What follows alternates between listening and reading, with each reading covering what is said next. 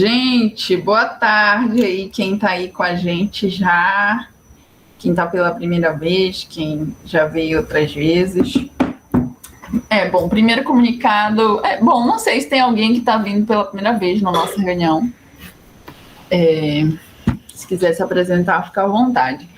Mas hoje a nossa reunião é sobre queimadas florestais, né?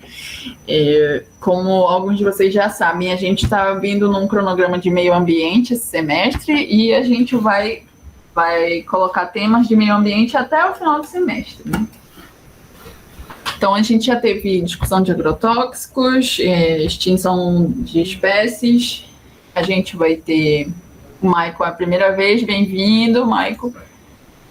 E extinção das espécies, o Paulo Lima também, mas o Paulo esteve numa live nossa, ou não é o mesmo Paulo? Não sei se é o mesmo.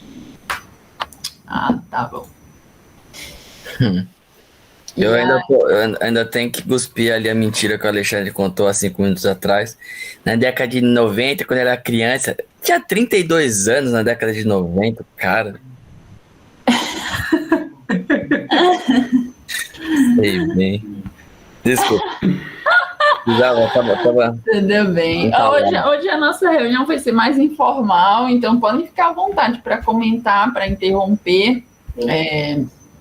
Como eu estava comentando aqui com o pessoal, a pessoa que ia apresentar de queimadas florestais não pôde estar.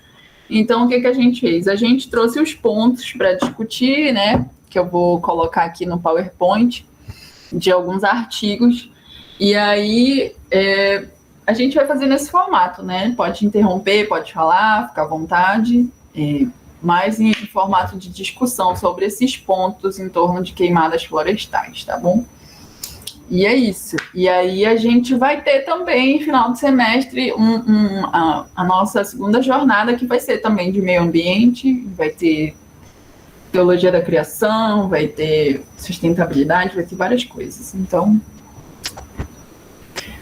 fiquem ligados no nosso grupo. Eu vou compartilhar aqui, e é o que eu falei, né? Vai ser mais informal, porque a pessoa não vai mais apresentar para a gente. Mas eu vou colocar aqui os pontos e fiquem à vontade para comentar, tá?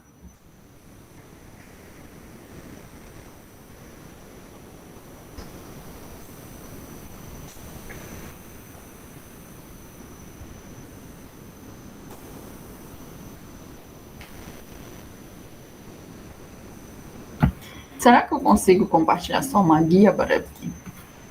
Consegue. Uma guia só sim. Vocês estão vendo? Uhum.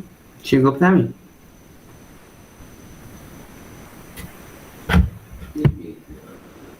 Vocês estão vendo? Sim, para mim chegou. Ah, então joia. Sim, bem bom. Tá tranquilo. Joia. Então, gente, é isso. Alguém pode orar aí para a gente começar?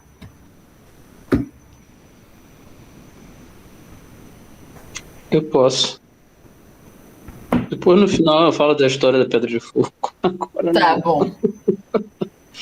Vamos orar. Seu Deus e Pai, muito obrigado por mais um dia. Obrigado porque o Senhor nos dá a chance de podermos estar conversando sobre fé cristã e ciência. Obrigado pelo trabalho do Pamela, do Alexandre e todas as pessoas que têm se esforçado muito para que a gente possa discutir isso e que possamos, mais do que discutir fé cristã e ciência, que a gente possa usar isso como instrumento para mostrar uma intelectualidade cristã sadia e que ajuda a transformar vidas. Porque sim, isso é possível sendo feito uma ciência mais humanizada e baseada e que reconhece a ação do Criador. Muito obrigado por tudo, dá-nos a paz, em nome de Jesus. Amém. Amém. Bom, gente,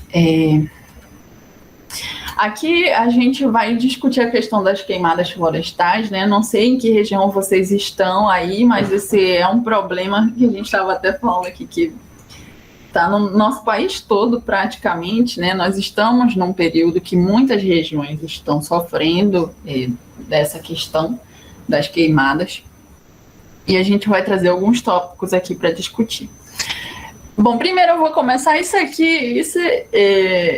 Todo mundo fez Enem, meio que conhece, né, essas figuras de ciclo da água, ciclo do carbono. Mas eu vou só explicar aqui rapidamente para a gente discutir, para a gente falar também da importância da vegetação e da floresta para o nosso ecossistema, né, para a biodiversidade. E como essas queimadas são prejudiciais, como elas afetam, né, o equilíbrio do nosso planeta. Bom, então eu vou passar aqui só o ciclo da água e o ciclo do carbono, né? Mas e aí também, como eu falei para vocês, é mais informal. Quem quiser pode interromper e acrescentar e falar e etc. Bom, aqui no ciclo da água a gente vai ver que geralmente a gente classifica o ciclo da água em pequeno ciclo e grande ciclo, né? Então, o pequeno ciclo é a evaporação da água dos mares em geral, né? Que sofre a condensação e depois a precipitação em forma de chuva. E a parte da vegetação, das florestas em geral, ela vai entrar no grande ciclo, que é a água. Tem água em tudo, né? Então é a água passando por toda a cadeia alimentar, toda a cadeia de transformação de energia, toda a cadeia orgânica também do nosso planeta. Então essa condensação e a precipitação em forma de chuva, né? Essa água também infiltra o solo, né? E infiltra o solo. No solo a gente também tem os nossos lençóis freáticos, etc. Mas essa água, ela entra na cadeia alimentar, né, nos processos dos organismos vivos, os vegetais e os animais, e eles vão devolver a água para o ambiente na forma de transpiração e respiração das plantas e animais, né? Então, é um ciclo que ele acontece, né, sempre. A água se precipita e as transformações no meio ambiente com os animais e os vegetais, eles devolvem essa água para o sistema em forma de respiração e transpiração. Então, esse aí é o primeiro ponto, né? A floresta, ela faz parte desse ciclo da água e influencia nos diversos biomas que nós temos, principalmente no nosso país, que tem muitos biomas, né? Um diferente do outro, regiões diferentes. Então, esse é o primeiro ponto aí. Tem influência nos períodos de chuva, tem influência na água disponível, né? E por aí vai. Já em relação ao carbono, aqui no carbono a gente tem outro ciclo. E o carbono, eu queria até falar isso, o carbono é um cara legal, gente. O carbono, ele é gente boa. Porque a gente escuta muito, né, quando vão falar de mudanças climáticas, todo mundo falando mal do carbono o tempo todo. E o carbono, a vida é feita de carbono, né, gente? O carbono, ele é nosso amigo, ele é um cara legal. O problema é o desequilíbrio. É quando a gente causa o desequilíbrio, em que a gente não consegue mais colocar esse carbono de volta, né, dentro do ciclo que ele precisa ser degradado, etc. Então, aqui na parte do ciclo do carbono, né, as plantas, elas vão entrar nessa etapa de retirar o CO2 da atmosfera, né?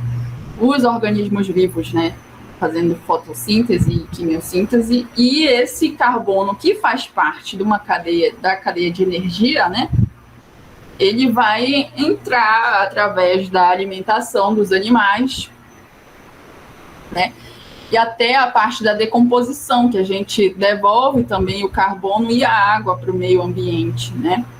E também os animais vão devolver esse carbono para a atmosfera através da respiração. Então, a gente tem meio que ciclos no nosso meio ambiente, né? Ciclos fechados, e que a ação humana acaba causando um desequilíbrio, né, nesses ciclos. Aquela questão, né? Na natureza nada se perde, nada se cria, tudo se transforma. Então a gente vê que tem um ciclo do carbono, por exemplo, aqui no mar, né? Tem um equilíbrio, que o CO2 é transferido da atmosfera para a água, e a gente vai ter também a formação das conchas dos animais. Mas ali atrás, se vocês verem na figura, ali já tem queima de combustíveis fósseis, né? E processos industriais que devolvem carbono para a atmosfera. Então, uma questão que as pessoas sempre colocam é: esses processos, eles sempre estão acontecendo. Será que existe mudanças climáticas mesmo? Será que a ação humana, ela influencia mesmo de alguma forma? Sempre que as pessoas questionam isso, elas colocam isso em xeque, né? Que são ciclos que sempre aconteceram, assim como as eras geológicas.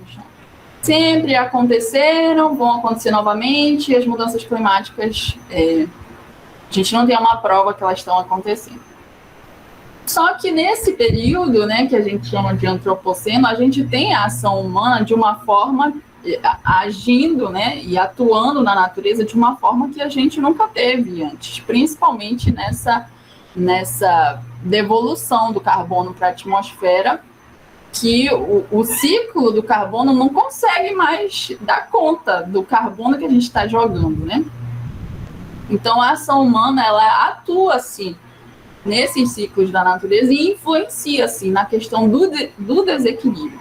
E esse que é o ponto com as mudanças climáticas, né? Que a ação humana, ela tem causado esse desequilíbrio e que a natureza não está mais conseguindo dar conta e regenerar o que ela precisava para que esses ciclos aconteçam.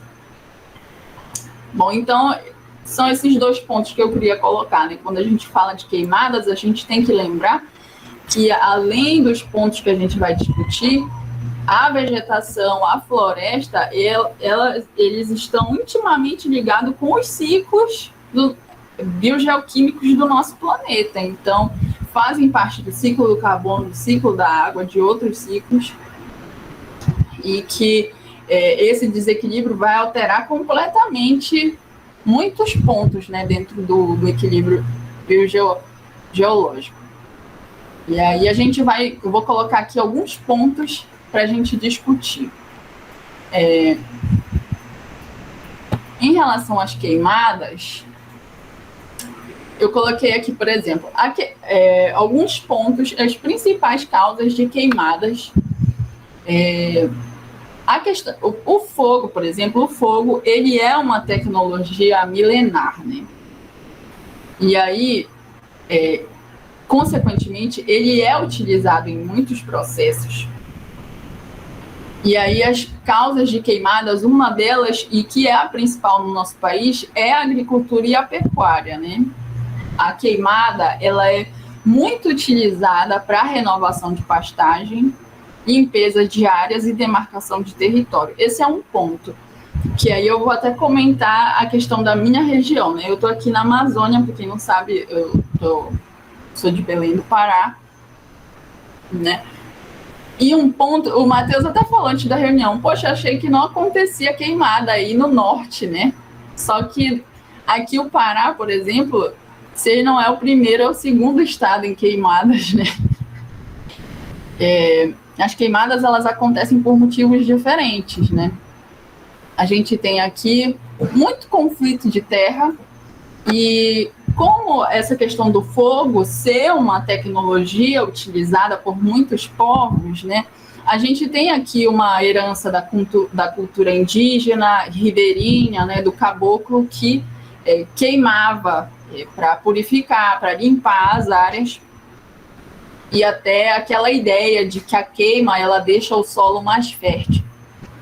Então, aqui, como a paisagem na minha região, não sei também se depois alguns de vocês quiserem comentar esse ponto sobre a região de vocês, mas na minha região a paisagem ainda se mistura muito com o verde, aqui no norte, né?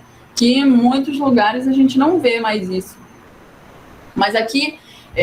mesmo na cidade, a gente ainda tem, por exemplo, aquele vizinho que tem um quintalzão, e aí no quintal ele tem acerola, ele tem cupuaçu, ele tem goiaba, ele tem um pé de açaí. Então, mesmo na região metropolitana, o verde ainda está misturado com a nossa paisagem. E nas regiões oeste e sul do Pará, né, a gente vai ter os conflitos de terra. E dentro desses conflitos de terra, tem também demarcação de território, né? Que a luta pela terra, aí um faz um inimigo, aí toca fogo no terreno do outro, tipo assim, para mostrar quem é que manda.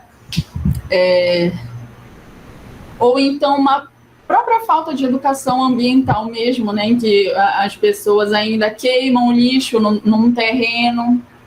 Isso eu acho que acontece em várias regiões, independente essa questão da queima do lixo, né?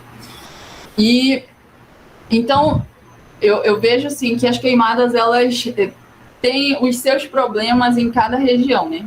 E aqui ainda acontece ainda tem essa falta de educação ambiental, né? Muito influenciada por essa ideia dos povos originais, né? De que a queima deixa o solo mais fértil, que você está limpando as áreas, etc. E as pessoas acabam reproduzindo, eu vou derrubar tudo isso aqui, ou eu estou precisando limpar esse terreno, eu vou tocar fogo no terreno. Mas hoje isso não é mais uma prática sustentável e nem é cientificamente comprovado, né? O que a gente vê em alguns estudos por aí é que, de fato, essa ideia da queima do solo, ela não veio do nada.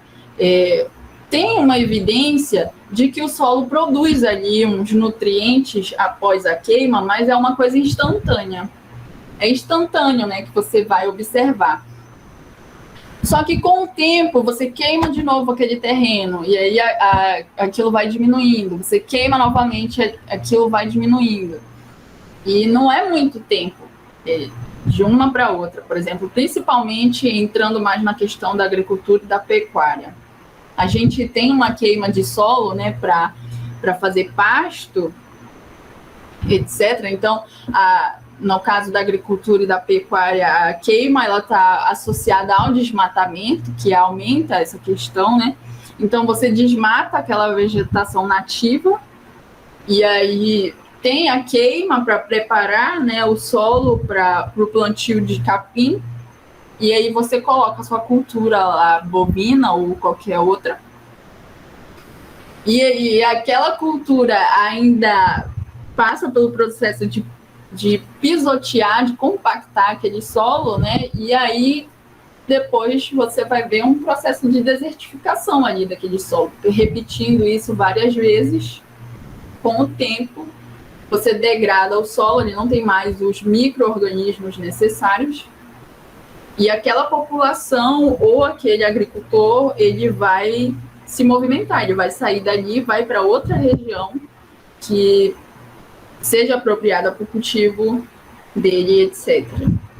E um estudo recente que eu vi, inclusive isso não é muito tempo. Ele ainda fica... Não, às vezes com 3 anos aquela terra já não produz mais os nutrientes, já entrou em processo de desertificação e a fronteira agrícola vai crescendo dessa forma, né? Então, fez a queimada, o desmatamento daquela área, já não dá o retorno suficiente para aquela cultura daquela região, e aí eles vão para outra região e assim vai avançando. Então, esse é um dos problemas, uma das principais causas das queimadas no nosso país é o crescimento da fronteira agrícola, né? E aqui no norte tem algumas questões. Alguém ia falar? Eu acho que alguém ligou o microfone. Eu, Pamela. Só para te atualizar esses dados aí da questão de queimada, eu estou olhando aqui agora no site do INPE, queimadas.dg.imp.br. Puxei só desse ano a quantidade de focos de queimada de 1º de janeiro até hoje. Mato Grosso está em primeiro lugar e com 17,1% e Pará está em segundo lugar com 11,2%. Então a gente é vice. Vocês são vice aí de focos de queimada, né? Uhum. E aí eu fazendo te cortando aí nesse ponto das queimadas aí, eu faço uma analogia com Brasília, onde é que eu tô aqui. Hoje, depois de, assim, teve um dia que choveu há uns tempos atrás, mas choveu tão pouco que a gente pode nem considerar como chuva. Chuva mesmo foi ontem de tarde e hoje de manhã. Mas já passou também, já voltou o calorão, voltou o inferno aqui de calor rachando mesmo. E a gente passou, tirando esse período, eu vou chutar abaixo, aí, aproximadamente uns 80, 85 dias sem chuva, chuva boa, igual caiu agora. Comparando com Brasília em número de queimadas esse ano, eu vi muita queimada, porque aonde eu moro aqui fica perto da Floresta Nacional, tem uma APA, Área de Proteção Ambiental da Bacia do Descoberto. Eu fico perto da Represa do Descoberto aqui também, que alimenta de água aqui em Brasília também. Então, nessa região onde eu estou aqui, tem dias, assim, há uns dias atrás, que acho que foi essa semana, o céu estava escurecido. Estava assim, meio escurecido, assim, aquela... Igual quando... Eu não sei se acontece aí, mas aqui em Brasília acontece bastante, quando o tempo fica meio que nublado, aquele tempo meio esquisito. São Paulo tem muito isso. Esse tempo, assim, aquele tempo feio, cinzento, né? Tava desse jeito. Só que o que tava aqui não era de chuva, não tinha nuvem, não tinha nada. Era de fumaça e fuligem. Porque tava assim, você olhava ao redor, tava queimando, tava igual assim, tava queimando ao redor daqui de casa inteiro. Aqui na floresta, tava queimando tudo. Durante a noite, a gente escutava o barulho do fogo pegando bem aqui na floresta. Atravessou aqui a BR, que a gente tá aqui pertinho aqui, já tá floresta. A gente escutava o barulho. A gente tá no sábado, acho que foi terça para quarta e quarta para quinta, quando a lua estava começando a aparecer. A lua estava linda, um vermelho assim, um vermelho muito intenso, por causa da atmosfera, da poluição que estava aqui. Então, assim, comparando aqui com Pará, Brasília, por exemplo, a gente tá lá no finalzinho, a gente é o quarto melhorzinho, a gente está com 0,2% de focos de queimado nesse período todo. Comparando com Pará, por exemplo, é como se a gente tivesse queimando, claro, devido às proporções de tamanho de estado também, né? Como se ele estivesse queimando quase que dia e noite, para dar essa quantidade toda de focos, de focos de incêndio, né? É isso mesmo. É isso, quem quiser falar, pode falar. Então, esse é um ponto, né? A expansão da fronteira agrícola, limpeza de áreas, demarcação de território, né? Que a gente tem questões de conflitos de terra em algumas regiões. Outro ponto, eliminação de resíduos, né? Ainda acontece no nosso país queima de lixo urbano, eliminação de algumas pragas em lugares que utilizam essa técnica de agricultura e de dejetos em geral. E aí tem também a questão da seca e dos fenômenos climáticos que vão agravar as queimadas, né? Um exemplo foi esse aí que o Alexandre comentou. A falta de chuva, que vai ter relação também direta, vai entrar mais uma atuação do homem, né? Que é na negligência. Nesses períodos que tem muita seca, ou que não deveria ser seca, mas a gente está, em alguns lugares, mas a gente está colhendo aí as consequências dos fenômenos climáticos. Tem queimadas que começam por focos acidentais, né? Cigarro, ou começa um fogo pequeno aqui para fazer determinada coisa e o fogo já não é mais possível controlar em regiões em que está faltando chuva, né? Então, essas são as principais causas das queimadas no nosso país. Essa parte aí da agricultura, né, em primeiro lugar. Aqui eu acho... Alguém ia falar? Eu ouvi alguma coisa. Aqui eu acho que o Matheus pode comentar essa parte da questão atmosférica, que eu acho que vai se linkar bastante com o que o Alexandre falou, né? Realmente. Mais para frente a gente vai discutir no slide, mas a importância da gente pensar como as queimadas também afetam a nossa saúde, porque o desequilíbrio do ecossistema também vai causar várias outras coisas, doenças, problemas pulmonares, né? Poluição atmosférica. E aí, se o Matheus puder comentar. Bom, esse era alguns dados de um artigo que estava lá para a gente poder ler, né, para estudar um pouquinho para a nossa reunião de hoje. E ele fala sobre as queimadas e a química atmosférica relacionada à região da Amazônia.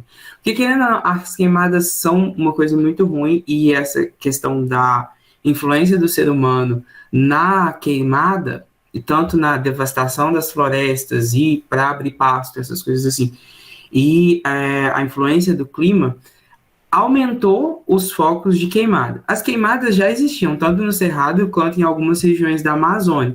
E esse artigo vem falar para a gente uma questão de como que a química atmosférica está relacionada a essas queimadas. Então, a gente coloca aí que são fenômenos frequentes na estação seca. Então, aqui, ó, esse gráfico da figura 1 é a concentração de partículas de aerosóis. Por que eu falo isso? Porque os partículas, o Alexandre falou aí dessa questão da gente ver o céu meio turvado, né, como se tivesse para chover, e não é nuvem de chuva, é realmente partículas que estão na atmosfera que impedem ou difratam, né, a luz do sol e impede que ela chegue para a gente. Então isso é um grande problema. E aqui a gente consegue perceber que de tempos em tempos essa quantidade de material particulado no solo, na atmosfera, ela vai aumentando, né? A partir dos anos aqui, tá? De 1992 a 2002, são dados antigos, mas que a gente consegue perceber claramente que a quantidade, a concentração de material particulado na atmosfera vai aumentando. E coincide justamente na época das queimadas, onde a gente tem um aumento da temperatura no solo, né? E acaba que essa convecção dos ventos coloca essas partículas, essas micropartículas na atmosfera, juntamente com o tempo seco.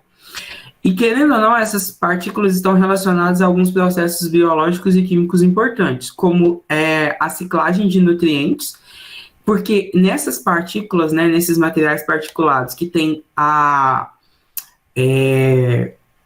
ação geológica, ou seja, a questão de partículas que saem do solo pela ação do vento, ou partículas biogênicas, que são geradas a partir de degradação de compostos que são orgânicos, né, de origem biológica.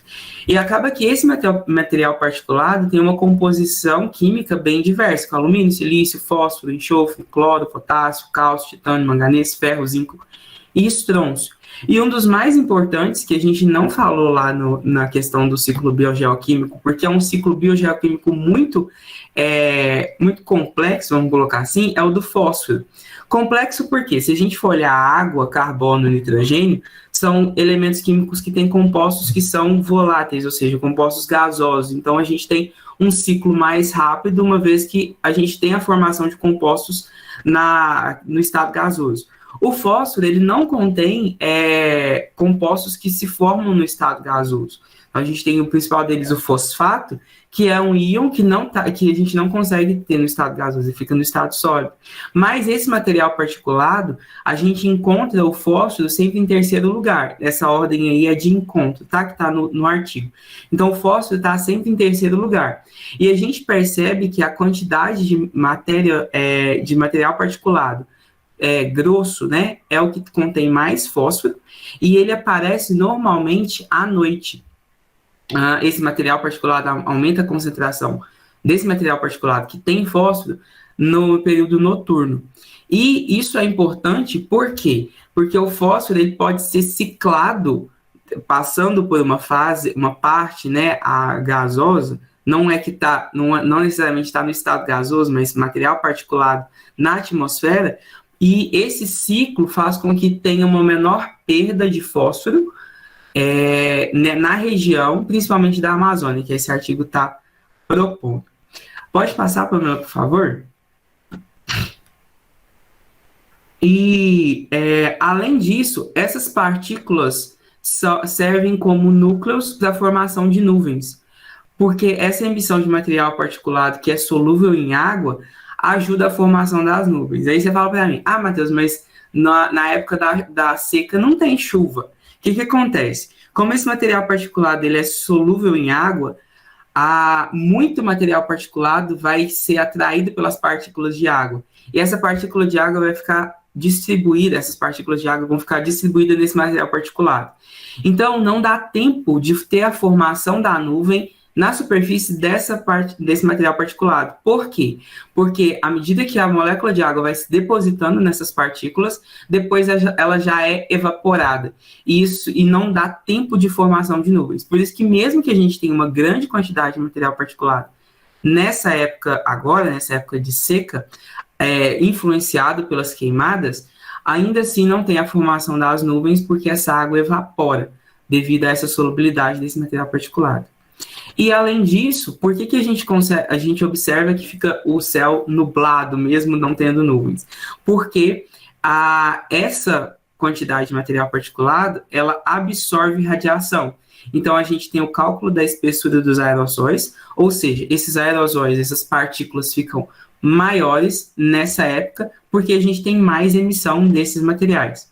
Então, aqui a gente consegue ver ao longo dos anos, na época, novamente, da seca, que a gente percebe que esse material particulado consegue absorver, né, luz do sol em comprimentos específicos, e isso influencia na regulação da radiação incidente. Então, esse material particulado está relacionado com a quantidade de radiação que a gente recebe no solo. Então, e pode, dependendo da época, ou dependendo da quantidade de queimadas, dependendo da quantidade de material que foi para a atmosfera, atenuar até 70% da radiação que chega no solo. O que, de certa forma, pode ser um problema, se essa atenuação for muito grande. Por quê? Porque as plantas que estão ali sobrevivendo, elas precisam dessa radiação do sol.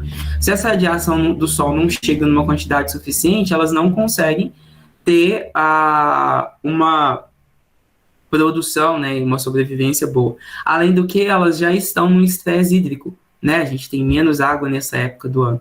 Então, tem um certo problema. O que pode causar problemas diretamente na cadeia... meu Deus, cadeia... Esqueci a palavra. Dos níveis tróficos, eu esqueci a palavra, gente. Desculpa. E pode causar esse problema.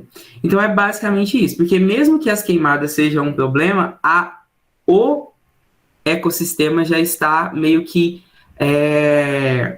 acostumado com elas. O problema é quando essas queimadas estão em grande extensão, como a gente está vendo, né? Nos últimos anos, os focos de incêndio têm aumentado bastante. É isso. Alguém tem alguma coisa para comentar nessa parte?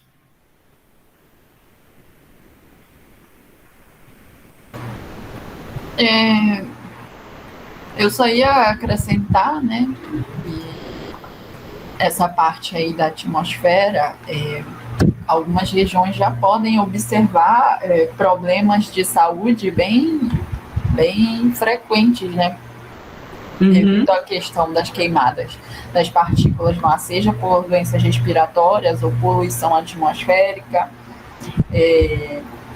A questão também dessas partículas suspensas, né, que contribuem para o aquecimento global de maneira, por causa da influência na radiação, né, nos níveis de radiação. Então, é isso. E só acrescentar um outro ponto positivo, tem ponto positivo, apesar de tudo ser ruim aí. É a melhor época para você ter as melhores fotos da Lua. O único ponto positivo que tem, viu? Porque... Não, tem outro ponto positivo. O Alexandre, ele tem que falar de Lua, né, gente? É claro. Mas outro ponto positivo, essa questão que o Matheus falou, que algumas espécies, elas estão acostumadas com um certo nível de queimada. Então, tem um estudo que saiu na FAPESP, que indica, né, um aumento da flora com algumas queimadas controladas. Não é do que a gente está falando aqui, né? Mas o aumento da flora, né, e da adaptação de algumas espécies com alguns pontos de queimadas controladas. Então, tem, né, espécies e regiões que estão adaptadas a isso. E como a gente sempre fala, né, vem falando nas nossas reuniões, a questão é o desequilíbrio, né, a ação humana que tem provocado esse desequilíbrio. Acrescentando um detalhe nessa questão que você mencionou, Pamela, isso aqui é um negócio que eu observo. Eu não fiz pesquisa, não li nada, então é simplesmente uma observação que eu faço por aqui. Quando a gente sai daqui, onde eu moro aqui, depois vocês podem olhar no mapa, procurar a região INCRA.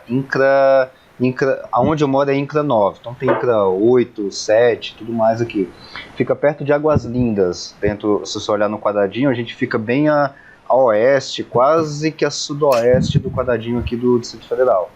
E aí, pra gente sair daqui e ir para o Plano Piloto, por exemplo, que é uma cidade satélite, é onde está a Esplanada dos Ministérios, Palácio da Alvorada, Palácio do Planalto, essas coisas todas. Então, para a gente sair daqui, a gente é um caminho bem distante. Por exemplo, daqui até o UNB, por exemplo, que fica no Plano Piloto, da minha casa até lá, são 48 quilômetros. Mas é coisa normal da gente andar mais de 50, 100 quilômetros ao dia aqui em Brasília, é coisa normal. Saindo daqui, de onde eu moro aqui, que eu estou bem apontando para onde está a BR, a gente pega a BR-070, que é onde vem todos os carros ali da região de Águas Lindas, passa diretão e a gente pega uma outra que liga com a BR-070, chamado Estrutural, que é como se fosse uma rodovia também, alguma coisa assim. Só que nesse trajeto que a gente faz da 070, a gente está contornando, está passando bem na beirada da Floresta Nacional, da área de proteção ambiental da Bacia de Descoberta e tudo mais. Tem a rodovia e é justamente na linha da rodovia essa floresta que tem aqui, a Floresta Nacional. E a gente observa, isso é pura observação, tá? Pura observação. Durante esse período igual agora que a gente está no período de seca, né, você só vê o carvão e o negócio queimado. Você vê o negócio todo queimado, parece que assim, acabou. Teve um apocalipse e acabou a terra, não vai ter mais nada, já era, fechou tudo. Só que aí, quando para de queimar, quando não tem mais as queimadas, quando para de queimar, a gente vê que a coisa já volta a florescer. A questão de plantas mesmo, a flora. Então ela volta, mas assim, daquele jeito, né? Bem estilo cerrado mesmo. As árvores retorcidas e tudo mais, aquele negócio meio cinzento, aquele mato cinzento e tudo mais. A grama e tudo. Mas volta. Quando passa um período sem queimar, volta a florescer. Agora, e é bonito de se ver, quando está agora, justamente agora que começa a transição da seca com as primeiras chuvas. Cara, é um negócio incrível. Tá lá queimado, o negócio tá todo queimado, ou então quando a gente passa aqui por trás, tem uma outra BR chamada 080, que dá pra gente caminhar também, isso dá pra ver nítido, porque a gente passa quase que no meio dos dois, tem uma área de proteção ambiental, que eu esqueci o nome, e do lado direito a Floresta Nacional. E aí você vê só aquele negocinho queimado. Então você tá passando e tá queimado. Aí começa o período de chuvas. Você tem assim 2, 3 dias de chuva, aí a seca de novo. Parece que não teve queimada ali. Simplesmente voltou a florescer a grama e claro, não é em 2, 3 dias, né? Tô só exagerando. Mas passa 2, 3 dias depois de chuva e começa a florescer. Você olha assim, ué, não teve queimada aqui na semana passada, um mês atrás? Teve e acabou com tudo. E voltou tudo a florescer novamente. Tá verde de novo. É um negócio incrível de se ver. Agora, o que tem de diversidade de flora ali, eu não faço ideia. De fauna também, porque tem muitos animais aqui, tucano que aparece, garça, aqui perto de casa, os macaquinhos, de um monte de espécies que eu não sei qual que é. Dentro de casa mesmo aqui, fica cortando uns aqui, aí eu não sei como é que tá a situação disso. Mas, de forma, olhando mesmo, uma semana depois de uma chuva e tudo mais, parece que o fogo não passou ali. É um negócio, coisa de outro mundo mesmo. Uma coisa que fala num artigo que eu li sobre as queimadas nessa região, que tipo, a região do Cerrado, assim, é savana, né, que a gente que fala. E parece que é um bioma que já está meio adaptado a isso. Porque essa região é uma região que você queima muito aquelas gramíneas e aquela vegetação que é mais baixa, e aí esse fogo não chega a uma temperatura muito alta, então os animais já têm uma adaptação para poder se esconder em alguns locais específicos, por exemplo, algum buraco ou alguma coisa assim, ou uma área que não vai pegar fogo, mas que é uma área com vegetação mais alta, aí eles já conseguem se proteger ali naquele lugar. E como é um bioma já acostumado, ele consegue se recuperar mais rápido, e o que a Pamela falou, acontece que tem uma diversidade maior também, de dar um boom de diversidade, assim, depois volta. É praticamente a seleção natural na prática, em pouco tempo, na sua cara, vendo acontecer. Sim. É muito bonito, e é um negócio bonito de se ver. Apesar de meio assustador quando pega fogo, porque o fogo aqui pega... Bom, eu nunca medi nada de negócio de temperatura, nem nada. Daria, né? Fazer uma espectroscopia daria para saber qual que é a temperatura que tá pegando fogo lá do outro lado. Mas eu nunca fiz esse experimento. Mas as chamas, mesmo, a gente observa muito distante. Não são chamas quando tá queimando na beira da BR mesmo, até corta fios, a gente fica sem energia por causa disso. As chamas pegam 2 metros tranquilamente. Nessa questão aí do material particulado, né, os caras dizem que mais de 50%, aí 70%, 80% é material particulado fino. Aí se você pensar que isso tem lá, sei lá, 2, 3 microns de diâmetro, entra na corrente sanguínea. Cara, a gente tá falando de bioacumulação, a gente tá falando de problemas de, sei lá, de duplicação de DNA, possivelmente, porque tem vestígio até de bactéria e fungo. Né, em fumaça e tudo mais. Então, ou seja, a gente está falando de possível toxicidade, citotoxicidade, mutagenicidade, carcinogenicidade. Então, assim, a gente está indo do nível macro, que parece, para o microbiológico, e isso a gente pode estar falando de problemas, sei lá, dos mais diversos da saúde humana, né, que, acho que cada... Eu não lembro do dado, mas me corrija alguém, se alguém lembrar. 1 a cada 7 pessoas no mundo morre por conta, né, justamente da poluição atmosférica. E isso é muito sério, cara. Então, falando das doenças mais diversas, então, ou seja, causas, né, das mais variadas possíveis é de poluição atmosférica, que dentre elas, grande parte vem de queimada, vem de material particulado nesse sentido. É muita coisa, cara. É muita coisa. Realmente a gente não tem a dimensão do tanto que isso pode nos afetar. E outra coisa, não sei se vocês vão falar de política mais adiante, que daqui a pouquinho, 5 horas, eu vou ter que sair. Mas é uma coisa que me chama muita atenção, né? Ainda bem que o Alexandre me conforta que já está estudando sobre esses assuntos. Brasil Paralelo. Tem lá o filme, né, da Amazônia e tudo mais. Eu não lembro o nome. Sinal de fumaça, alguma coisa, cortina de fumaça, acho que é isso. Fumaça. E ali eles explicam, mais voltado para a questão política da Amazônia e tal, mas se você for para pensar, por exemplo, você tem várias manchetes, elas estão muito comedidas no anúncio que está sendo feito aí desse ano das queimadas nos Estados Unidos. Então você vai ver ali, tá muito encoberto, sabe? Então você precisa ler com carinho. Nunca vai estar uma manchete. Se fosse o Trump, estaria uma manchete. Nos Estados Unidos, passa por maior número de focos de queimadas na história dos Estados Unidos. Não tem manchete assim. A manchete não vai estar assim. A manchete vai estar assim. Sei lá, incêndios equivalem a 400 mil campos de futebol nos Estados Unidos. Em Oregon, Califórnia, Colorado, eles lideram. Mas daí você vai ver ali embaixo, assim, quando você lê a matéria mesmo, 400 mil campos de futebol ardendo em chamas no momento nos Estados Unidos, é um recorde. Só assim, é um recorde. Ou seja, é maior, cara. E não existe nada na história.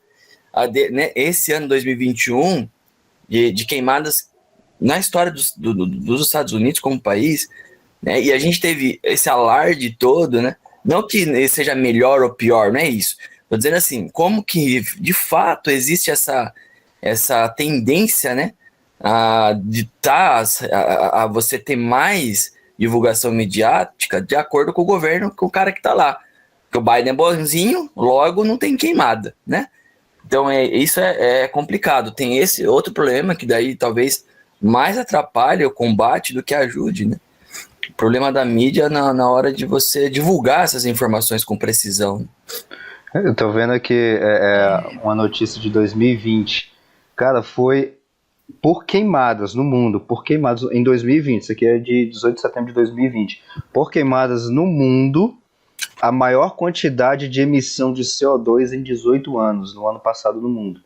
Aí, lá eu vou colocar o link aqui, da BBC. Cara, tem um mapinha que mostra, o Brasil tá bem vermelhão, aí você tem a África, a savana e as pradarias da África, tem a costa leste da Austrália, que tá pretinho, a costa oeste dos Estados Unidos também tá preto, assim, vai de amarelinho até ficar preto. Cara, e o que mais me assusta aqui são as queimadas que tem pontos pretos lá. Deve ser mais ou menos isso aqui, mais ou menos ali na região bem ao norte, nordeste da Rússia. Essa região é gelo, é ali perto da Sibéria e tudo mais. Tem pontos pretos de tanta emissão de CO2 por queimada. Então assim, o mundo inteiro tá torrando, tá virando churrasquinho. 2020, porque o 2021 ainda vai vir algum dado mais atualizado, mas tá queimando, o mundo inteiro tá torrando, tá virando um cavão. Eu coloquei aqui os dados do INPE, depois o Alexandre até jogou aí o link e tal. Aí vocês podem gerar esses gráficos aí para cada região. Não sei se vocês sabem, mas fica aí quem tiver interesse. Aí eu gerei aqui do Mato Grosso, né? Que é o que a gente geralmente comenta das queimadas no Pantanal. Mas se você entrar lá, queimadas.imp, se eu não me engano, acho que é assim. queimadas.dgi.imp.br. Você consegue gerar os gráficos atualizados para cada região. É muito interessante, porque se você entrar e quiser gerar o mais atual, é possível, assim. E aí as informações lá no INPE, né, tem mostrado esse índice de queimadas no nosso país, né? O Brasil em 10 anos aumentou 12%, a Amazônia 15% desde 2017 e o Pantanal 120% a mais do que em 2019. Aí tem esses gráficos aqui para cada região, né? Por exemplo, aí a gente vê aqui desde a série histórica de cada estado, desde 1998, quando começou, até 2021. Bom, de 2021 ainda não está total, né? Mas a gente vê aqui que teve uma queda e depois voltou a subir, né? E 2020 foi bem alto. E aí, ou tem esse outro gráfico aqui que você pode gerar para esse ano, de cada mês. E aí você vai ver a máxima, a média de queimadas nesse ano, né?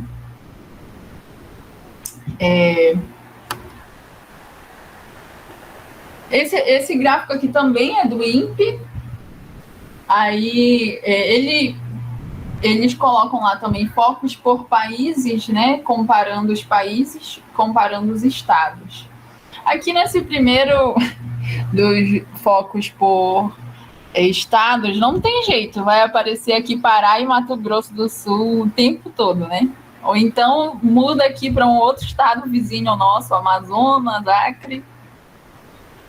Mas a gente aí tá aí no foco das questões das queimadas, aí tem esses gráficos estão sempre atualizando lá, tá? Tem aqui os focos por bioma, né? Então tem os dois maiores, a Amazônia e o Cerrado, e depois vem a Mata Atlântica. E a Caatinga esse ano, não sei se vocês estão acompanhando as notícias, mas a Caatinga está crescendo bastante, e um dos fatores é a expansão da fronteira agrícola, né? Que a gente colocou lá entre as principais questões de queimada. E a Caatinga, a questão se agrava porque a desertificação na Caatinga é mais rápida por causa do tipo de clima, né, e de bioma. A desertificação é mais rápida e a dificuldade do controle da queimada lá também é muito pior, né, por causa da seca e do bioma em si é mais propício para que a queimada se espalhe. Aí tem esse gráfico, aqui, essa tabela aqui, lá no INPE também, o Brasil, né? Tá na frente, assim, dos outros países. Tem vários gráficos lá, fica aí a dica. Quem quiser dar uma olhada, você pode gerar o gráfico por estado, se você tiver interesse de olhar a situação dos focos de queimada no seu estado, e ele vai te mostrar também como tem sido desde quando começou esse monitoramento, em 1998. Por aí vai. Aqui a gente vai discutir um pouquinho, né, quais são os principais problemas causados por essas questões das queimadas. Fiquem à vontade aí para colaborar também, se vocês quiserem, nas questões. Mas aí a gente tem, na verdade, é uma cadeia de coisas, né? A gente vem falando desde a primeira reunião que as questões climáticas é uma cadeia de coisas, não tem para onde correr. Se a gente for falar de mudanças de bioma, de clima, você vai influenciar as espécies do local, pode chegar à extinção de espécies, migração de outras espécies, vai causar desequilíbrio, vai causar também que o ser humano tenha contato com outras doenças que não costumava ter contato. Então, é uma série de coisas, né? E uma coisa leva a outra. Então, quando a gente fala de mudanças climáticas, a gente tem que ter uma visão circular mesmo, né, de que é uma cadeia e que precisa passar desde uma ideia de educação ambiental, de ética ambiental, nós que somos cristãos, de cuidado com a criação, para que a gente desenvolva essa visão, né, de ter ideias tecnologicamente, economicamente viáveis, uma economia circular, que seja possível a gente lidar com essas influências humanas, né, no desequilíbrio. Então, uma das questões... o Alexandre. É o empobrecimento no solo, né? Eu coloquei aí algumas questões que têm acontecido, né? Então, a questão do solo, a queimada vai provocar desertificação mesmo de várias regiões, né? Porque a queimada, diferente dessa ideia, que é uma ideia muito popular, de que a queimada meio que deixa o solo mais fértil, como eu já falei, de algumas ideias que tem aqui na região amazônica, mas essa fertilidade, ela é imediata, né? Alguns estudos têm mostrado, é uma fertilidade imediata. Você vai ter ali algumas substâncias químicas que vão estar disponíveis imediatamente após a queimada, mas a curto prazo. Aí você coloca uma cultura naquele lugar e na segunda queimada já diminuiu, na terceira já diminuiu, na quarta... o processo de desertificação, ele não é quando já virou tudo um deserto, né? Quando o solo para de produzir os nutrientes e os micro-organismos necessários, ele já entrou num processo complicado, né? O deserto, assim, eu acho que já é o irreversível, né? E é no ponto que a gente não quer chegar. Mas é desse enfraquecimento do solo, empobrecimento do solo. Essa região ela acaba se expandindo, porque aí você não tem mais o retorno que você queria daquela terra e muda de lugar, e vai mudando de lugar e vai expandindo as regiões que vão tendo solo sem nutrientes, né? Sem o potássio, o fósforo, o nitrogênio, que é essencial para aqueles vários ciclos biogeoquímicos que nós temos, que a gente citou 2 aí. Essas queimadas acabam matando os micro-organismos também, que são muito importantes para o desenvolvimento das plantas, reduz a umidade, leva à compactação, principalmente se você vai colocar uma cultura lá, né, que vai pisotear a terra. E na questão do aquecimento global, vai liberar o carbono, né, do solo. Vai liberar com mais frequência, vai somar com a quantidade de carbono que a gente já está liberando em outros processos industriais, e vai favorecer o aquecimento global, né? E tem outro ponto também, né? Que a queimada a gente não falou, mas eu lembrei que agora vai influenciar também na qualidade da nossa água, né? Porque não é só os problemas pulmonares ou diversas doenças, mas essa queimada aí vai poluir nascente, vai poluir as águas subterrâneas, vai ter outros processos, né, no solo. De repente, depois o Arthur pode até conversar, falar para a gente, né, dar uma palestra sobre essa questão do solo com as queimadas, né, e entra na questão da qualidade da água que a gente vai ingerir também, né? Então, é uma cadeia. Deterioração da qualidade do ar, muitos de vocês já comentaram aí, né? A gente vê muitas regiões, questões sobre redução da biodiversidade. Essas aí são duas manchetes, né, sobre os incêndios no Pantanal e na Amazônia, e como as espécies naquela região estão sendo muito impactadas, e na maioria os cientistas identificam espécies como cobras, roedores, pequenos pássaros, lagartos e primatas que acabam sofrendo muito com o fogo, né? E aí, quando a gente tem uma diminuição dessas espécies, a gente vai ter proliferação de outras espécies e contato, né, com outros organismos e desenvolvimento de outras doenças, né? A gente tem aí também desequilíbrio com os mosquitos, e aí depois a gente vai falar muito de malária e de dengue, né, na região amazônica. E por aí vai. Que, inclusive, eu acho que eu mencionei na outra reunião, né, que tem estudos que já têm mostrado que essas doenças tropicais, elas não são mais problema só da Amazônia ou de regiões africanas, porque com a urbanização, a queimada, o desmatamento, a gente vai ter mais contato com esses mosquitos, mais criadouros de mosquitos nas nossas residências, mais urbanização, né? E aí nós vamos estar mais suscetíveis a doenças que são transmitidas por mosquitos também. E as mudanças climáticas, né? Que a gente já vem comentando de maneira geral. Não sei se alguém quer acrescentar aqui, colocar alguma coisa dos problemas de queimada. Esses foram os que eu lembrei.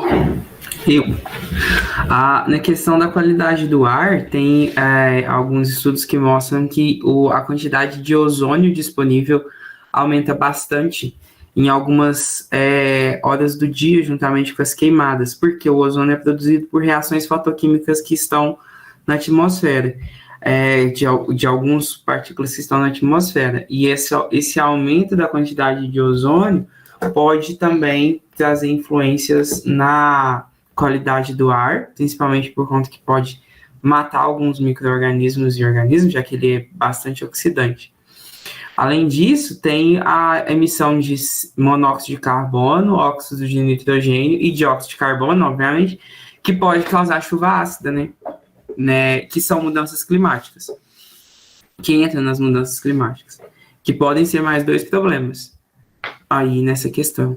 Mas a questão do ozônio é bem pontual em algumas regiões. É isso. Mais alguém quiser comentar? Só explicando esses links que eu mandei aí, eu mandei uns links é um relatório que tem, esse PDF é um relatório de 2019, aliás, ele é de 2020, mas com os dados de 2019, só aqui na região do Brasil. Mas ele vai falar assim, de gases de efeito estufa de forma geral, mas tem uma seção sobre queimadas, né? E aí tem um detalhe ali que é bom destacar, que queimadas que a gente está mencionando aqui é queimada em área verde, em florestas e tudo mais. Mas não só, claro, tem todos os problemas de emissão de gases de efeito estufa aí por causa dessas queimadas, porque são em áreas naturais, ou seja, a gente está destruindo áreas naturais. Mas também tem a questão de queimadas de lixão. Aqui em Brasília, isso aqui é famoso, né? Os lixões daqui de Brasília, alguns acabaram, aí a gente foi lá e fez outros, né? Porque tem que ter lixão. Os caras não sabem fazer reciclagem, tem que ter o lixão e tocar fogo no lixo, né? Então tem os lixões também, queima de lixões, tem queima de outros tipos de... E aí são um pouco mais controlados da área área industrial e outras coisas mais. E lá tem os percentuais, e eu achei os percentuais assim bem um pouquinho alarmantes. Esses que não são por queimadas naturais. Então tem nesse relatório. Aí tem um outro link que eu coloquei, que é do site da NASA.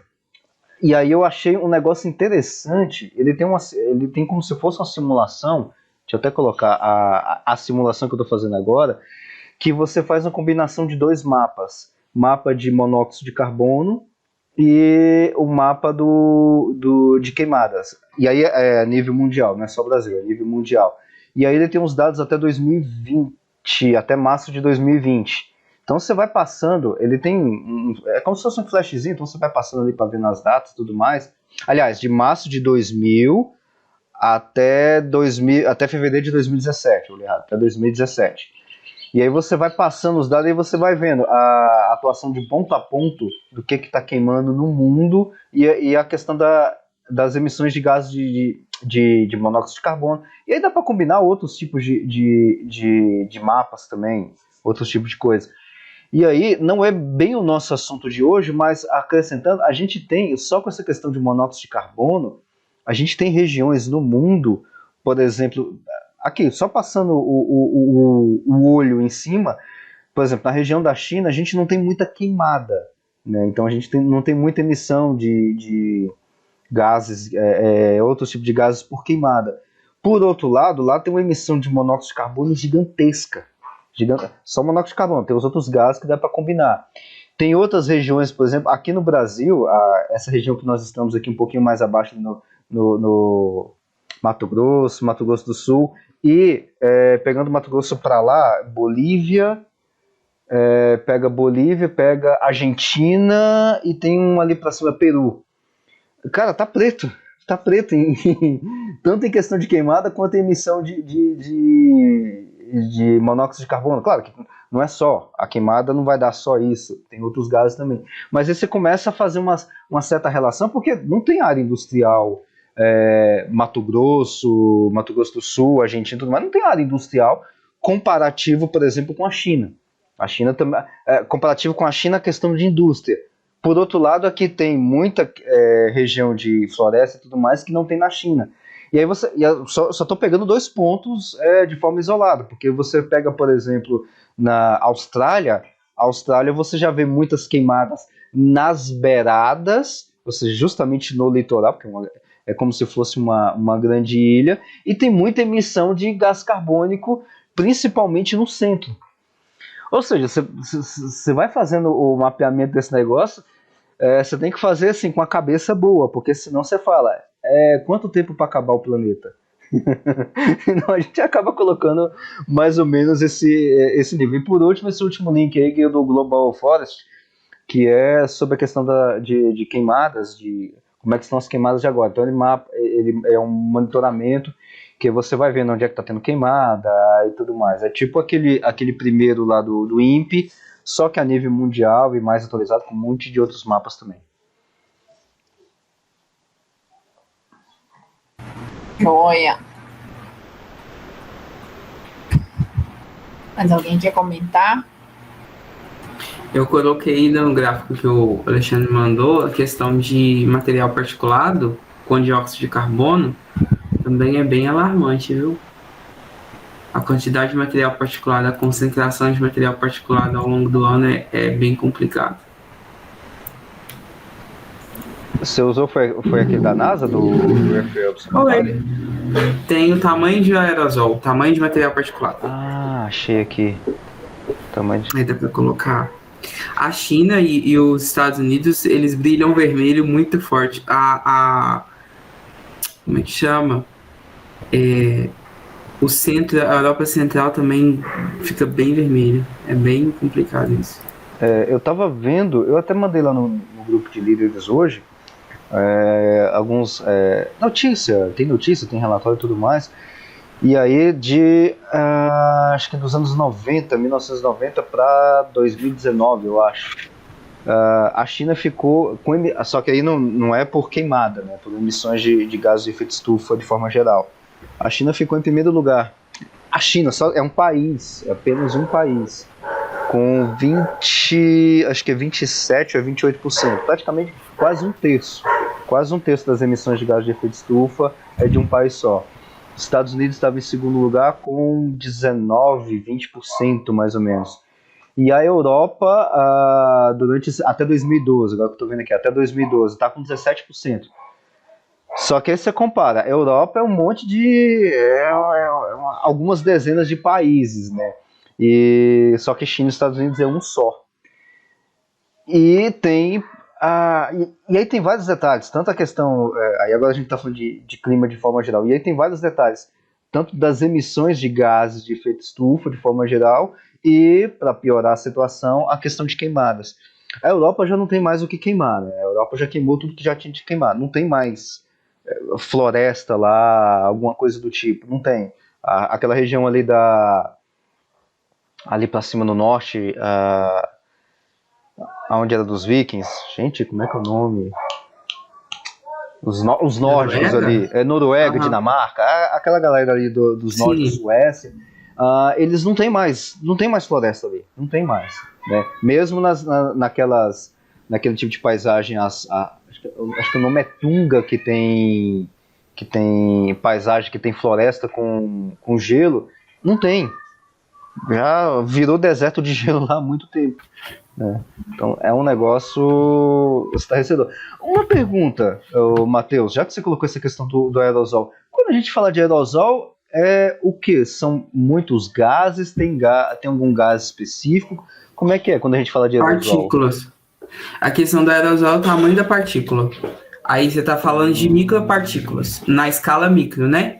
Uhum. Então, o aerosol na escala micro. Você tem os aerosols que são maiores. Aí você pode ter partículas tipo cinza, que vai ficando muito pequena e chega nesse micro.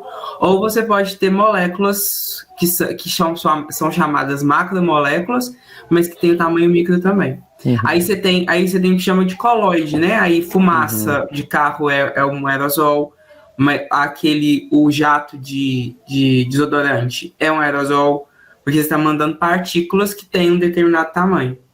Então aerosol é o tamanho da partícula, não importa a composição, pode ser qualquer coisa. Isso, pode ser partícula mesmo, material tipo que tem uma composição muito diversa, ou até mesmo moléculas. Entra também água ou não? Vapor de água. Vapor de água eu teria que pesquisar, mas eu acho que não. Tá. Porque, por exemplo, nuvem, para você fazer raio, nuvens e tudo mais, você precisa de ter o vapor de água e você precisa ter um materialzinho ali, pelo que eu estou entendendo aqui, partículas metálicas e tudo mais. Você vai depositar essa... Isso. Sim. Aí eu fiquei a água se deposita na partícula.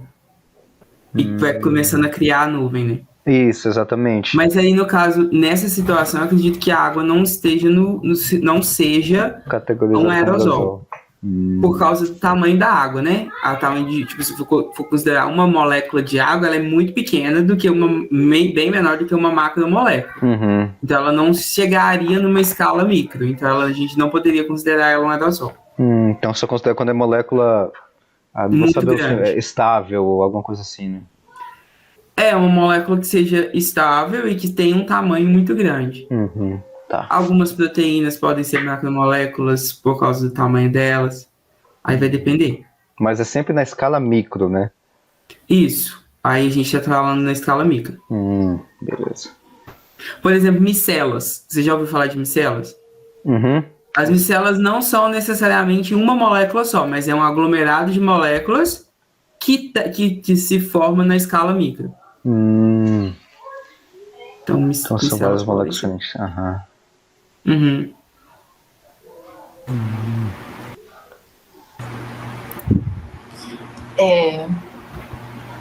Bom, gente, da parte dos slides, a gente colocou até aqui, né? Discutir os principais problemas e etc. E aí a gente quer abrir para quem quiser comentar, colocar mais algum ponto, como eu falei, né? Que seria mais uma reunião de discussão. Quem quiser colocar mais algum ponto e também para a gente, ainda tem alguns minutinhos, né? Para a gente pensar essas questões, né, climáticas de uma perspectiva cristã, né? Que como a gente pode atuar, seja com tecnologia ou uma ética ambiental. Já entra, aí o Alexandre falou, né, que você olha os dados e já entra em desespero, realmente. Tem gente que chama isso de eco-ansiedade, né? E aí eu acho que isso já dá até para um tema de outra palestra, né? Sobre essa questão de atuação humana, mas que a gente não entra em desespero porque a gente sabe que Deus está no controle, né, das coisas. Nós cristãos temos a esperança, né, na volta de Cristo, mas a gente também tem que ter uma teologia mais focada na nossa realidade, né? Que a forma como a gente tem tratado o meio ambiente não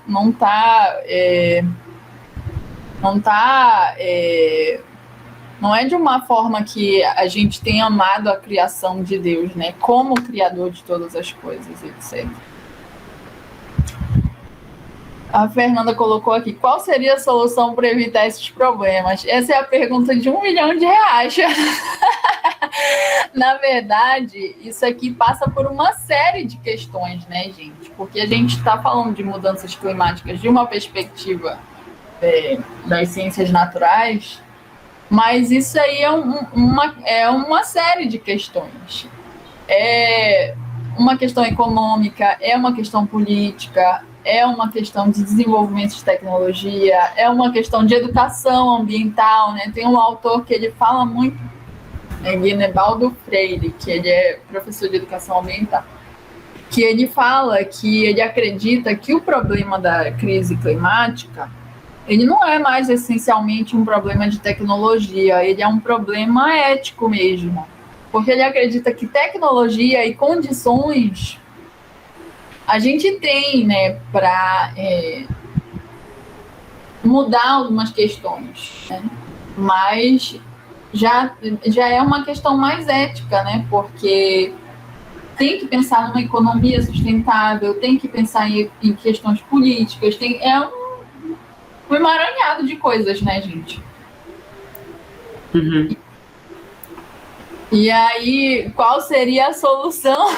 É difícil a gente responder isso. Eu acho que a gente pode discutir, né? O que cada um quiser colocar para a gente discutir sobre esses pontos. Poderia ser interessante. Para mim, uma coisa que eu tenho pensado é viver uma vida mais simples. Se a gente vivesse uma vida mais simples, teríamos menos problemas climáticos, menos problemas psicológicos e menos problemas financeiros. Acho que seria importante viver uma vida mais simples. Acho que quem coloca isso é o John Stott no livro O Discípulo Radical. Ele coloca que os cristãos devem viver uma vida mais simples. E se eles viverem uma vida mais simples, acho que a gente vai ter menos ansiedade também. Não sei. Porque a gente é muito consumista. Falo por experiência própria, eu sei, eu vivo. Sim. Isso é uma coisa que é verdade mesmo. Mas isso é uma parte do problema, eu até diria uma parte pequena. Mas não é pequena, mas tem coisas mais na escala macro que tem que ser feitas. Mas eu digo assim, isso é uma questão comportamental, né? É importante, que aliás, eu como geólogo, estou falando que o geólogo sempre foi visto como destruidor da natureza, né? Então, tanto que então seria acabar com os geólogos no Brasil. Isso mudou um bocado depois da Rio 92 e tal, que aí o pessoal abriu um pouco a cabeça para a parte de geoquímica, né? A parte de geoquímica ambiental, né? Porque assim, embora eu dê aula de geoquímica, a minha praia, eu sou bem destrutivo, né? Porque eu sou do endógeno, né? Eu sou formação de rocha, usa geoquímica para entender a formação do planeta, a dinâmica interna ali do recurso energético e tal, mas essa parte que a Pamela falou muito bem é a parte de exógenos, né? Tanto que o pessoal de química que curte muito, quando fala em geoquímica, para quem é da química, o cara pensa só no exógeno, né? Mas, na verdade, depende muito do que acontece no endógeno também, mas isso aí é fato, ou seja, quando digo exógeno, essas alterações como intemperismo, hidratação, hidrólise, acidólise, por aí vai, essas reações de intemperismo, né? E todas as coisas associadas às questões superficiais, mais da parte externa do planeta.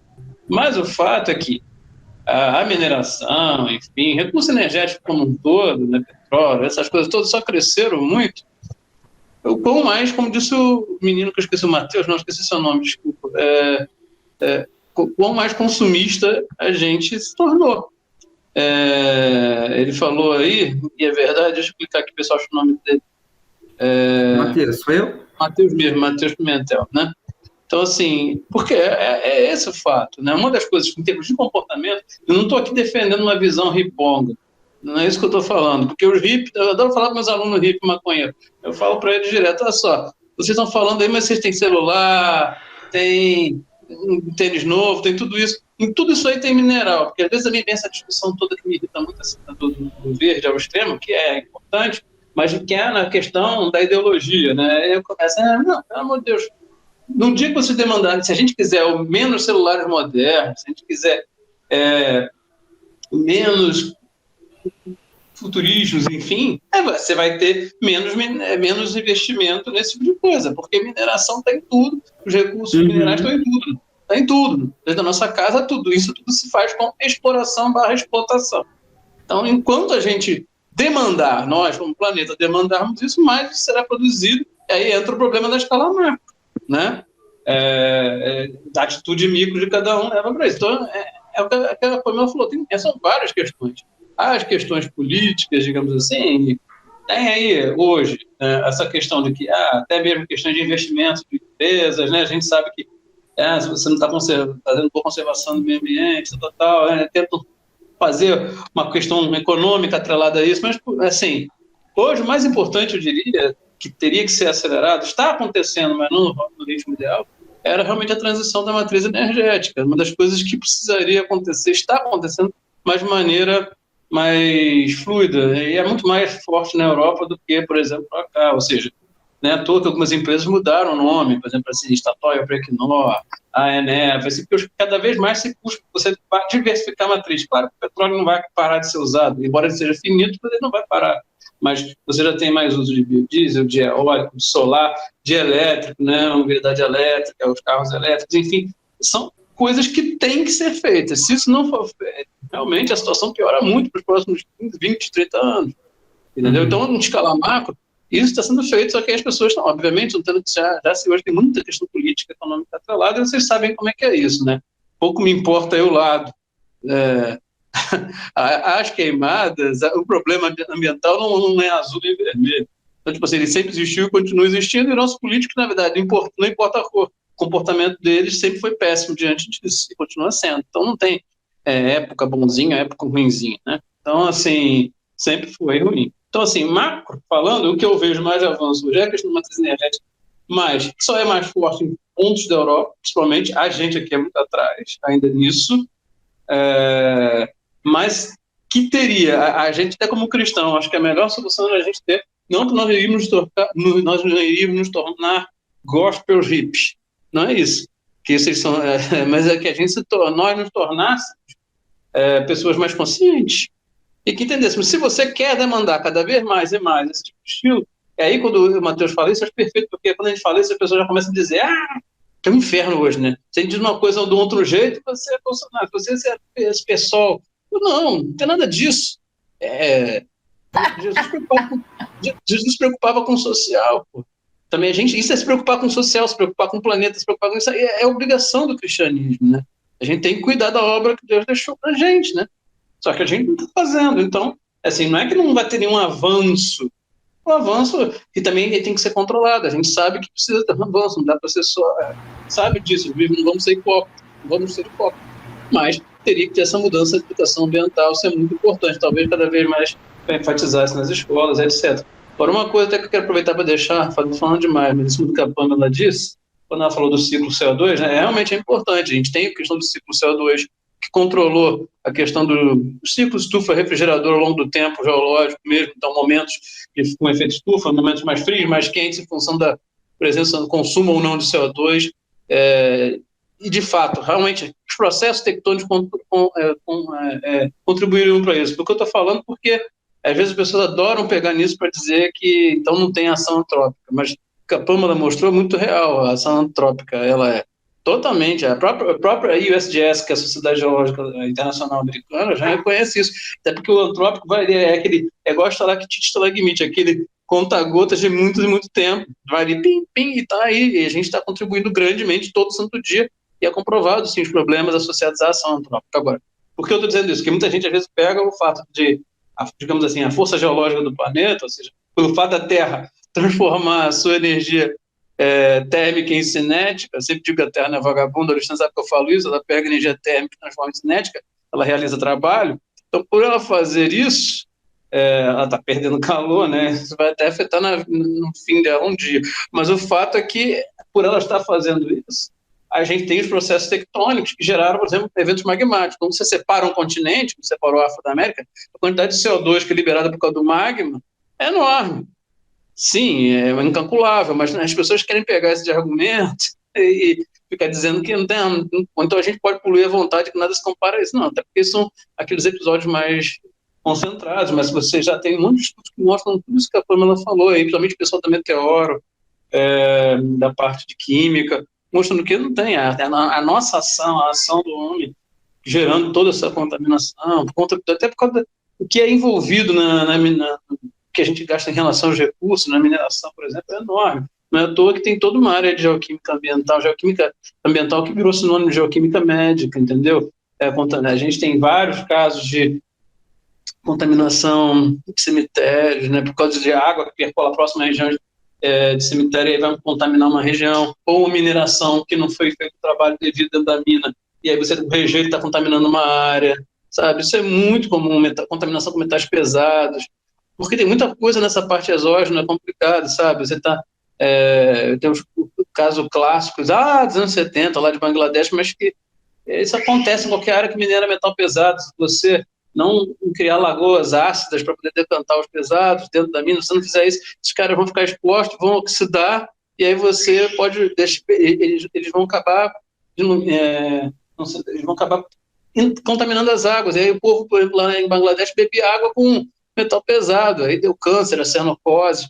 Essas coisas acontecem aqui no Rio. Eu tenho uma colega que trabalha com geoquímica ambiental aqui na nossa pós-graduação, aqui na Rural, até muitas vezes eu faço parceria com ela, mas eu fico com endógeno, ela fica com exógeno. Ela trabalha em Três Rios, Paraíba do Sul, tem o Parque Salutares, quem é dessa região no Rio conhece.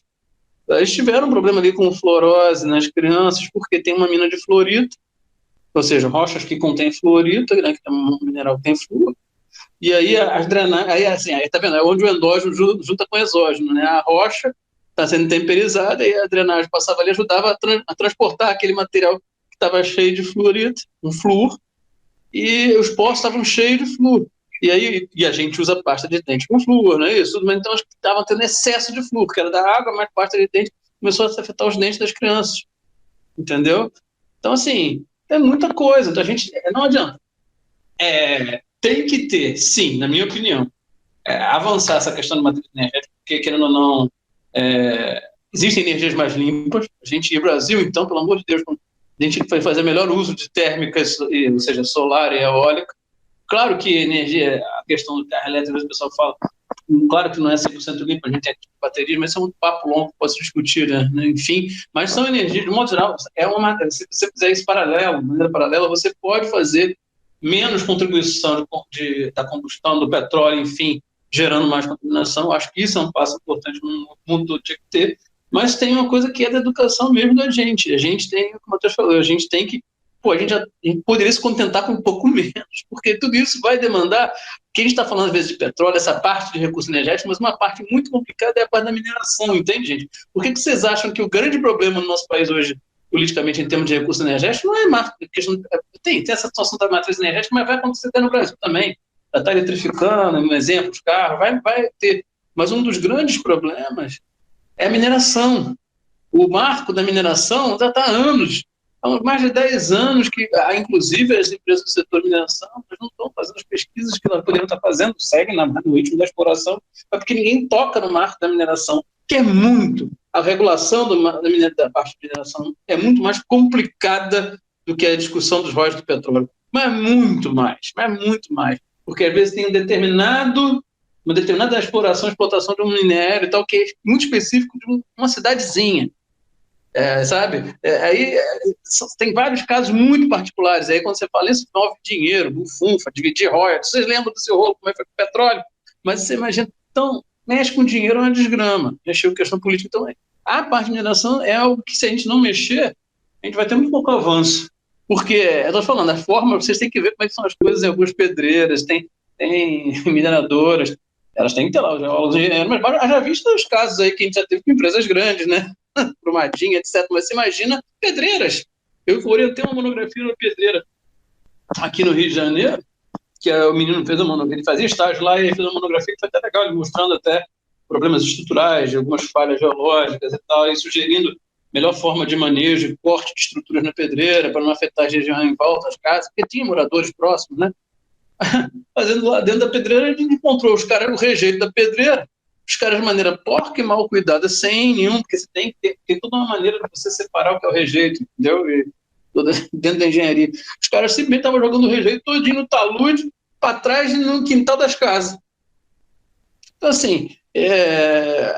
assim, isso acontece de montão. Então, assim, tem muita coisa. Realmente, a Fernanda perguntou aí, a gente tem muito trabalho para querer mudar isso. Entendeu? Desculpa, falei muito. Eu vou dar a palavra para a Fernanda, que ela levantou a mão aí, mas eu vou só ler aqui o comentário do Maicon que ele tinha feito.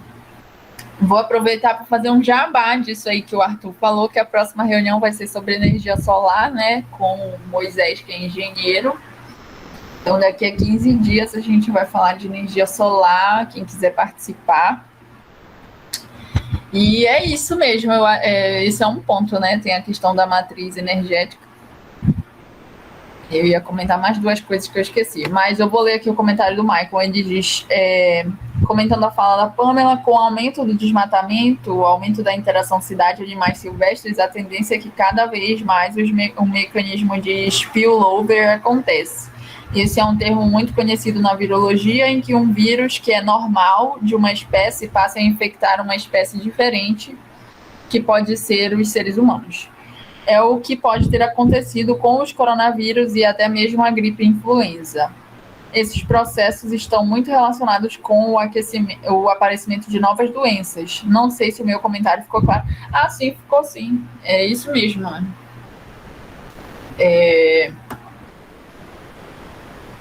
É isso mesmo, essa questão realmente, de ter contado.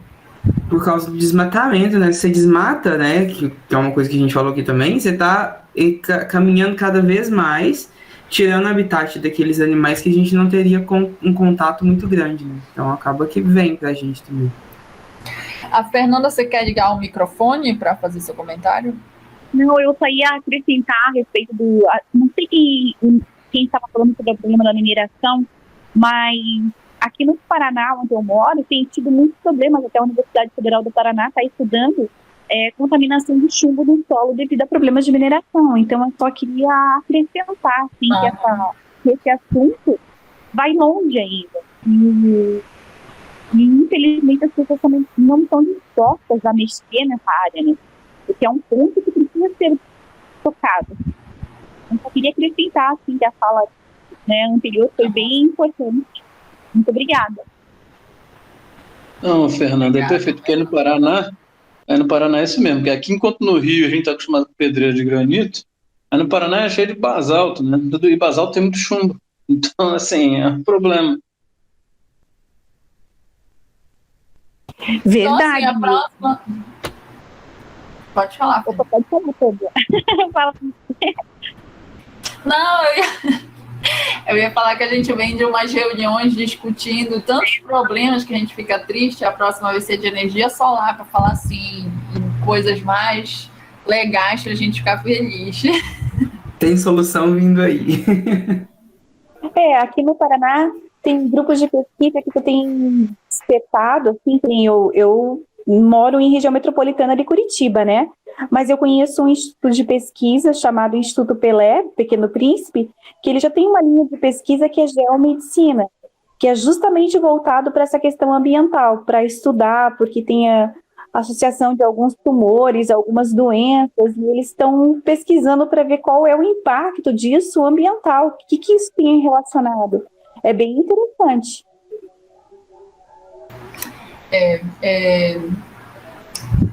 Só que eu queria acrescentar uma questão, né, sobre essas questões que a gente discutiu sobre soluções. Realmente é uma coisa complicada, né, mas tem que pensar os processos e a economia de uma maneira circular, né? Porque hoje questões de sustentabilidade são muito vistos como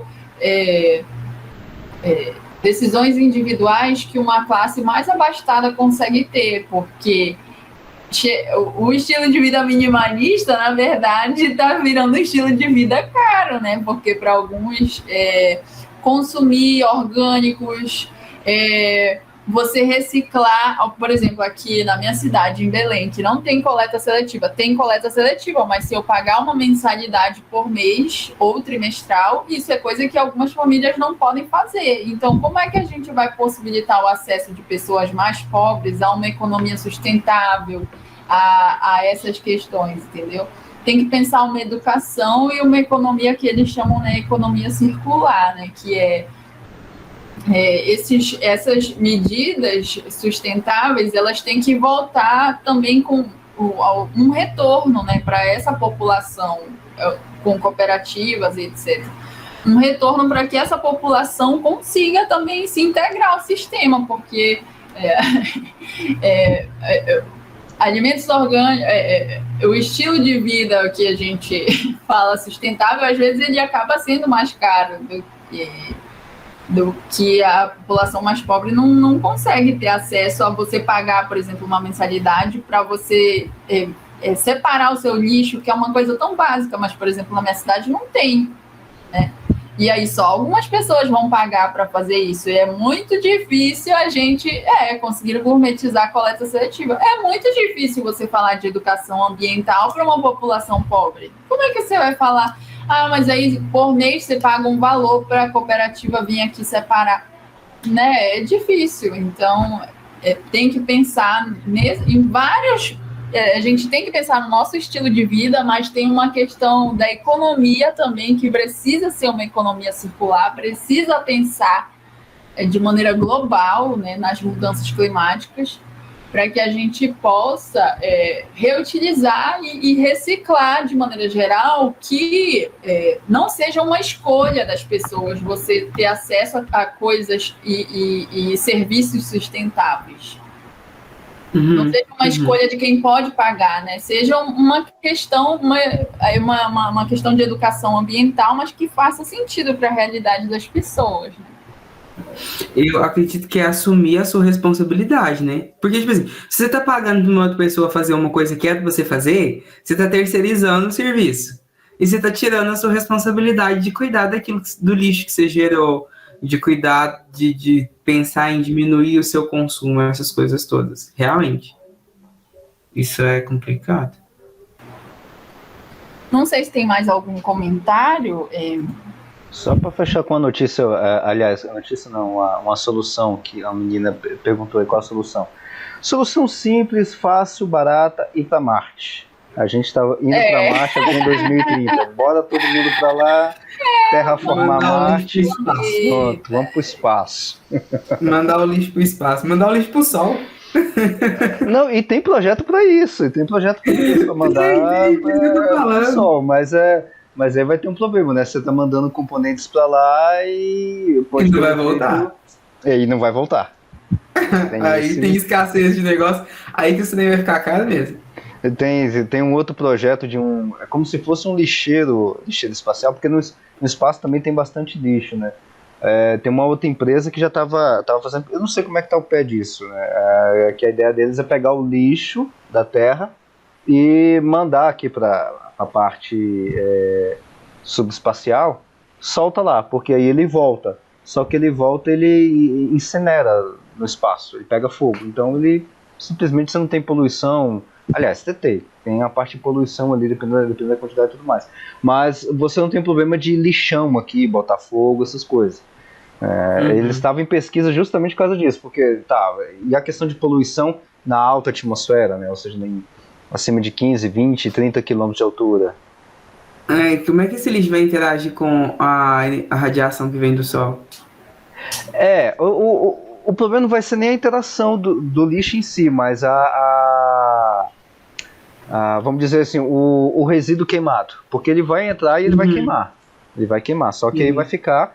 Não vai chegar nada na terra, nem nada. Vai ficar só a poluiçãozinha, né? Só a fumacinha, vamos dizer assim.